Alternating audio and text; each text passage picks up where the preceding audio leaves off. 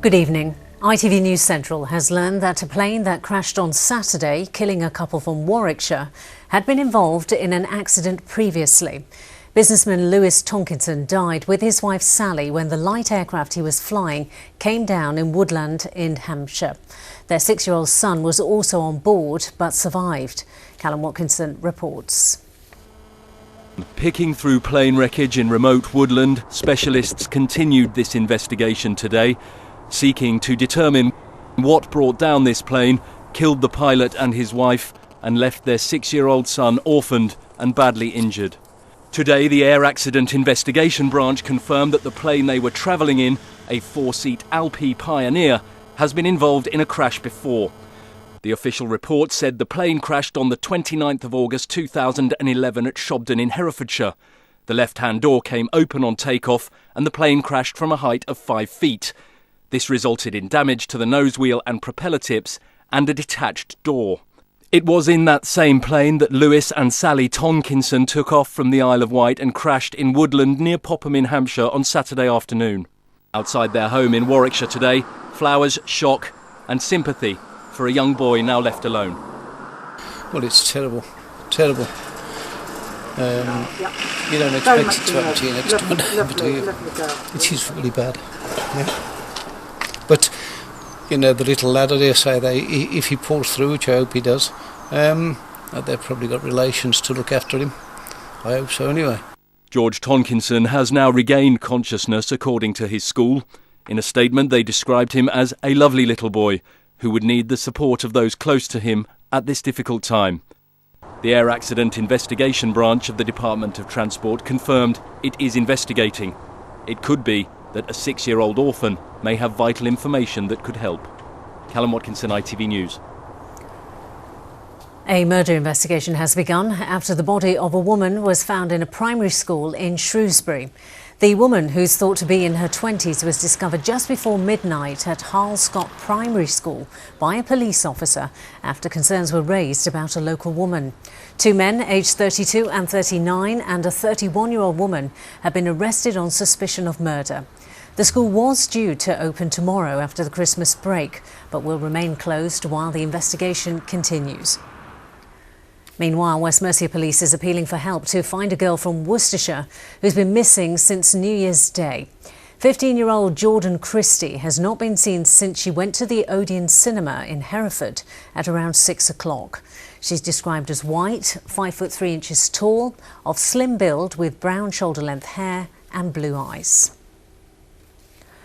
It's feared there will be major disruption in Birmingham city centre as work to redevelop the city's Paradise Forum got underway today. Birmingham's old library is being pulled down to make way for 2 new office blocks that will generate around £20 million a year in business rates. However, there are fears the work will cause major travel disruption for many months, with cars and buses being rerouted throughout the city. The library's all been designed around the highway network. It was all part of that original, if you like, failed planning of the 1960s. We've been clear from day one, this development cannot come forward with the restraint of the central library sat there in the middle of it.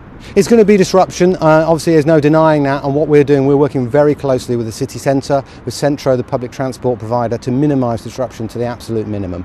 But yes, there will be disruption, but it's obviously, this is all a part of that transformational change the city's making away from the dominance, if you like, of cars in city centres and being back to being public areas and obviously high quality public transport. NatWest plans to shut 10 branches around the Midlands within the next 3 months. Birmingham MP Jack Dromey says local businesses and people depend on the high street branches, and he's campaigning against the closures. Of course, more people bank online, but every time I go into this bank, there's a queue of people waiting to be served by an excellent team of staff, some of whom that have been there for 20 years and more. It's simply wrong to pretend that we no longer need banks like this. This bank is every bit as important now as it was 10 and 20 years ago. In a statement, NatWest said the decision to close a branch is made on a case-by-case basis, based on branch usage and other ways our customers can bank with us. Closing a branch is a difficult decision and one we do not take lightly. More than 1,000 Jaguar Land Rover vehicles and more than 100 JCBs are on board a cargo ship that was deliberately grounded.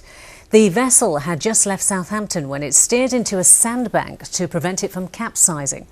Among its cargo were 1,200 vehicles built by Jaguar Land Rover and 105 JCBs on their way to dealers in the Middle East. According to research by the housing charity Shelter, 62% of mortgage or rent payers in the West Midlands are struggling to keep up with housing costs. The study found that 1 in 8 residents in the West Midlands is worried about missing their payments this month as families struggle to balance their budgets after Christmas. 2015 promises to be quite a year with the general election in May.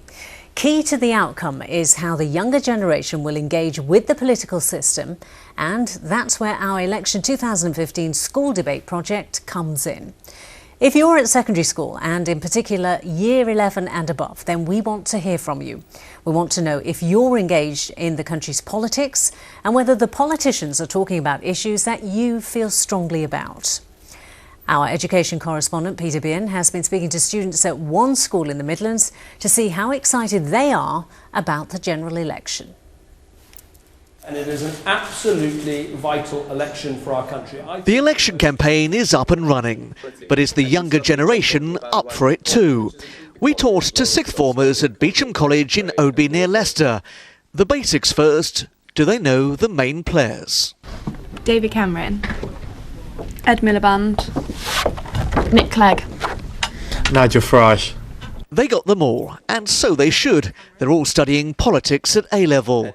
They may know their politicians, but do the politicians really know them? Talking about their youth policies that they have for us will really increase the number of people who vote for the parties, because most of us feel like none of the parties really care about us. You've got politicians complaining, oh, there's a turnout crisis with young people. Of course they're not going to put forward policies attractive to young people if the 18 to 25-year-old age bracket is the lowest for turnout. Which it is. Just 44% voted in the last general election. So how to engage this technology-savvy generation? Social media? Online voting, maybe? I don't think their communication with youth can be just solely based on that, not just tweeting or making a Facebook status that's sort of trying to attract 10 minutes of interest from a 15-year-old. It would always be easier for people to forget about it if it was voting online, I think. Because almost if you're going to actively go... You don't forget to go on Facebook though, do you? Yeah. If there's one single issue that matters to you this election, what would it be? Probably the NHS. Definitely jobs.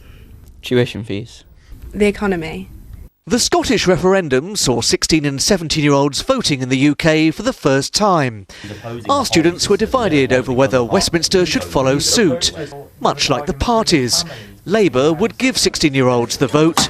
The Conservatives aren't convinced. I think a lot of people say we should have it in order to increase turnout. I think there are other ways to think about that. So I can't see it happening at any time soon in Westminster, but I think what I want to see is young people really engaged in politics, and I think May provides that opportunity. Of our 11 sixth formers, 8 will be eligible to vote this time round. With the election still 5 months away, how many of you have already decided how you're going to vote? Politicians take note. There are thought to be more than 3 million young voters who are similarly undecided. Winning them over could make all the difference. Peter Bean, ITV News, Oadby. The leaders of the main political parties held a debate before the last general election, and if you're planning on doing the same, then do let us know. We'd like to include it in our coverage in the run-up to the general election in May. You'll find some useful tips and more information on the project on our website, itv.com/central. You'll also be able to register your school to take part in the ITV News Central Election 2015 school debate. So please do get involved, because this is your chance to tell us what you think. Now though, let's get the weather forecast with the details. Here's Lucy.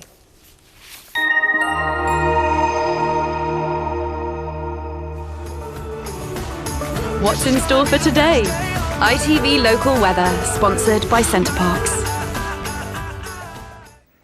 Hello. So very changeable seesaw weather as we head through the rest of this week. Some sunshine, some cooler temperatures and milder temperatures and rain on the way as well. It's because our weather's coming in from the Atlantic. So this warm front bringing us patchy rain overnight tonight and this cold front more substantial rain through the morning tomorrow. Behind it, clearer skies and some sunshine to look forward to. So then tonight, by the time we get to the early hours of the morning, we'll see some patchy rain. It won't really amount to much. It will be a frost-free night as well. Tomorrow morning, though, more steady rain as we head through the morning. Then we'll see that sunshine in the afternoon. ITV Local Weather, sponsored by Centre Parks.